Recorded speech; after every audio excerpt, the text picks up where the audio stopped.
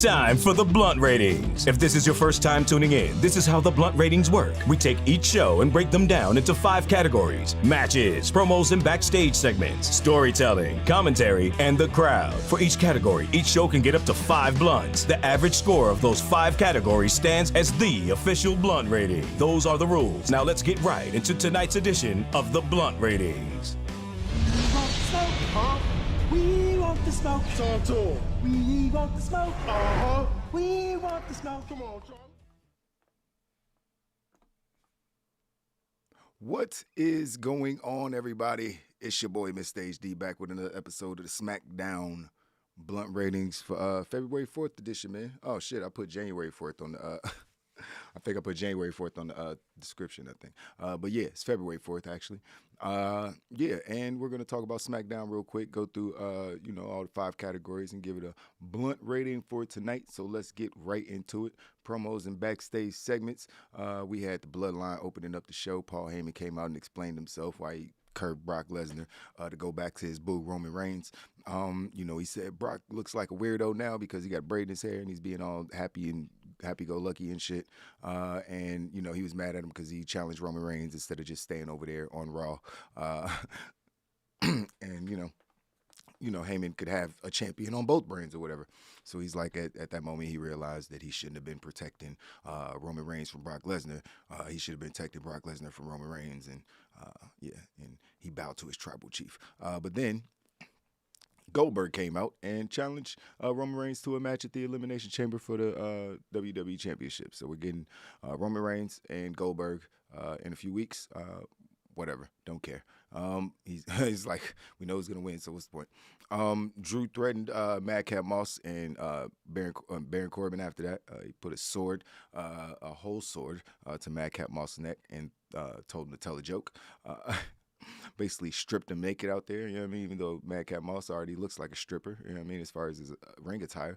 But yeah, he cut a promo and, came second in the Royal Rumble and all that to say that he was going to make Madcap Moss and Baron Corbin's life a living hell. But now he's going to be facing Madcap Moss next week instead of Baron Corbin. I thought they already... Anyways, I don't know. Sami Zayn got kicked out of the Jackass premiere. They showed some highlights of him trying to enter the Jackass premiere in NYC, I think. And he got kicked out. They hit him with a cattle prod or something. He went all Razor Ramon on him against Goldberg. I don't know if they put them on the same show for the same reason, the cattle prod and Goldberg. Just putting those two on the same show just brings back horrible, horrible memories of the actual end of Goldberg's career. But it is what it is. Then Sammy ran up backstage like, why y'all showing that shit to Sonya and Adam? And told him he wanted this IC match, and they said he can get it in 2 weeks or whatever. So he's going to face Shinsuke. He's probably going to win. He better fucking win because why is Shinsuke carrying that belt? Natalya wants to fight Aaliyah in a dungeon match. Whatever. Naomi wanted to fight Sonya again, but Sonya wasn't with it. She had on her jacket, obviously. She told her she can, she could fight Charlotte for the SmackDown Women's Championship next week, though. She get her title match. He's like, I don't trust you. But Adam was like, nah, it's cool. You got the match. It's all good. So, we're going to do the exact same thing we did a few weeks ago and have Naomi lose to Charlotte for the title because based on the next promo, they kind of just telegraph what the fuck is about to happen. This is bad. I think I gave this score. The score's too high. I might have to. I don't know. Because this is. I think the switch just went on in my brain on how dumb that was that they did that. Like, they telegraph, so it's going to be a non-title match at WrestleMania? Is that what you're telling me? Because Charlotte came out at the end of the show and, Sonya was out there and Sonya said, Becky said that she talked to Ronda and Ronda, she going to be fighting Ronda. So you get to pick your opponent. And Charlotte chose Sasha. I like how they kept Sasha's name in the main title picture conversation doing that, though. But she said, y'all you're gonna face Sasha or whatever, or I'm gonna face Sasha at WrestleMania. It's gonna be the main event. We're gonna do our thing, blah blah blah. And then Ronda Rousey came out and said, "No, bitch, that's not actually what's happening. Actually, I want to fight you at WrestleMania." And then Charlotte told her that her belt was prettier than Ronda's baby. So Ronda tried to put her in an armbar. She wanted to, but Charlotte got away. So because Sonya jumped in between them, and then Ronda put the armbar on Sonya, and took Sonya out to end the show. So those were all the promos and backstage segments. I gave it 3.25. I thought it was decent. It wasn't anything great.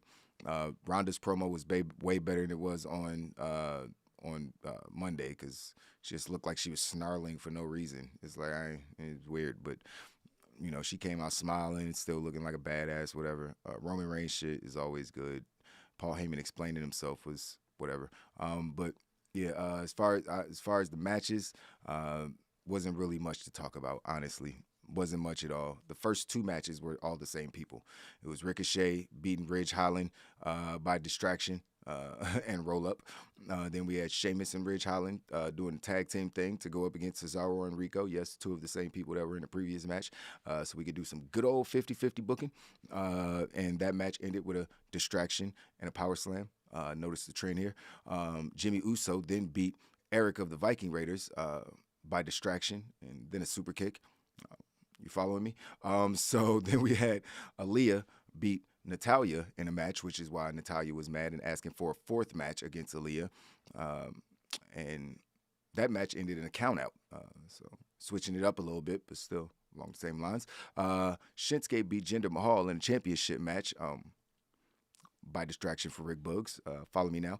And then the final match was New Day beating Los Lotharios with the Midnight Hour, and it was no distractions. I mean, so got one. So yeah, the matches sucked. There's nothing here. I don't got to look at Aaliyah. That was pretty much the only good thing. She bad as hell. So yeah, that was about it. So I gave the matches 2 blunts. Might be nice score. All these scores might be too high. But whatever. Storytelling. Heyman's explanation was well done, but still a little weird. Just seemed like a conflicted lover. Now he wants to have both of them. Does he want to have threesomes? I'm confused because it's weird. But anyways, Ronda's stuff was way better, like I said before. Oh, sorry about that. Ronda's stuff was way better, like I said before. But she's not fighting Becky, which is the match that I think everybody wanted. You know what I mean? But her and Charlotte will be good too. But damn, Charlotte, man. Main event, fucking Becky Lynch, man. Damn. But I guess Becky and Bianca gonna do their thing. I hope. You know what I mean? Becky, Bianca, and Sasha maybe in a 3-way. Who knows? Never mind. But yeah, Big E is just a tag team wrestler again, which makes me sad. And everything else was not interesting at all. Didn't feel like it was moving any stories forward. Jinder Mahal being in a championship contenders match, no one thought that he would win. Was whack. And I hate a championship contenders match. That's the stupidest thing I've heard in a long time. So I gave storytelling 2 blunts also. Then we had commentary. Pat McAfee saying that Raw, burying, Raw when he said that show sucks. When Roman and the Bloodline was in the ring and Heyman was, talking about, Brock should have stayed on Raw. He's like, yeah, that show sucks. He said it with so much passion, too. Like, he really believed that shit. So I was like, damn, you burying half of the company. But I thought that was funny. He's right. But his show isn't that far behind, as you can see by the scores. So be careful. Yeah, I gave the storytelling 2 blunts, man. It was what it was. Or commentary, 3.5 blunts. I don't know why I just said that. Commentary, I gave him 3.5 blunts, standard night or whatever it was, what it was. And the crowd was what it was. I gave the crowd 4 blunts. The crowd didn't do nothing wrong. They didn't do nothing wrong to me. But, wasn't the greatest night, if you will. The final score was a 2.95. That was a bronze show. Yeah, it wasn't that great of a show. Wasn't that great of an episode of Smackdown last night. But, can't win them all, I guess. Raw was okay, you know what I mean? So Raw was a decent moment. So it is what it is. WWE is just like so much fluff and unnecessary things going on with a roster that's so talented. Just seems pretty ridiculous.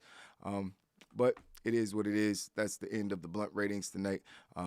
Appreciate you guys watching as always, man. Until the next time, peace.